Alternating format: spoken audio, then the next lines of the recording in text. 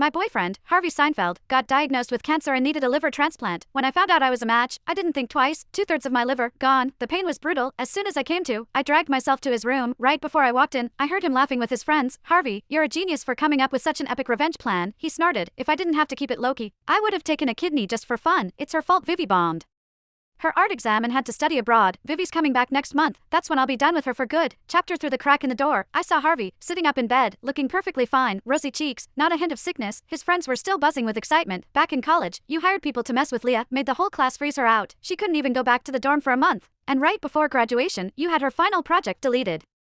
Sharon Cartier missed out on an award because of it, and Leah got dragged into an empty classroom and had her hand broken, counting this time. That makes 93, just 6 more, and it'll be enough to put together a confession book for Vivi. She'll be moved to tears when she sees how dedicated you are. A wave of nausea slammed into me. The love I thought was heaven sent turned out to be nothing but cold, calculated revenge. I tried to leave, but my body, still weak from surgery, gave out.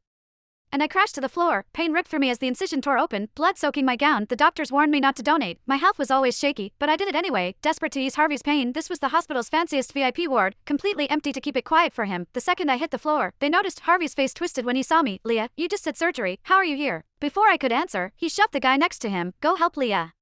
Get her wound treated. His friends scrambled to pick me up and set me on the bed. Harvey stroked my face, all fake tenderness. He grabbed a bottle of disinfectant from the table. The doctors are busy, let me clean it for now. Okay, once they're free, they'll rebandage it. He sounded just as gentle as always. If I didn't know better, I might have seen guilt in his eyes. But I knew now, it was all an act. It hit me then. He ignored me for 3 years, but the second the exam results dropped, he suddenly confessed, all for his precious Vivi Baldwin. I actually thought my sincerity moved him, knew he used to love her, but I still gave him everything. Pain shot through me, and I squeezed my eyes shut, teeth clenched as the incision burned. Harvey ripped off the bandage and poured disinfectant on the wound. A searing, corrosive pain tore through my side, and I screamed, shoving him away. He stumbled back, hit the bed railing with a grunt, then kicked me off the bed. I curled up on the floor, clutching my wound, gasping for air. That's when the on-call doctors finally rushed in. One of them saw the raw, blistered skin and froze. What did you do to her? This is a caustic burn, sodium hydroxide. What? That's impossible. Harvey put on a perfect look of shock, glancing at the table like it betrayed him. I bought disinfectant and sanitizer online, just trying to keep the wound clean. When Leah started bleeding, I panicked and didn't check. Babe, I'm sorry, it's my fault. I hurt you again.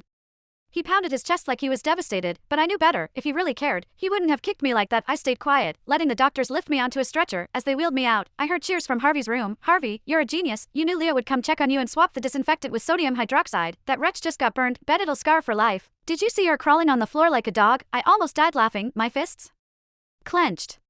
Even after figuring out the truth, hearing it firsthand still ripped me apart. Once the doctors left, I grabbed my phone and booked a spot at a rehab center. Then I dialed that familiar overseas number. Mom, I've made up my mind. I want to come home. Chapter after half a month at the rehab center, I was finally starting to heal. Harvey called me once at the start, then ghosted. As the day to meet Mom got closer,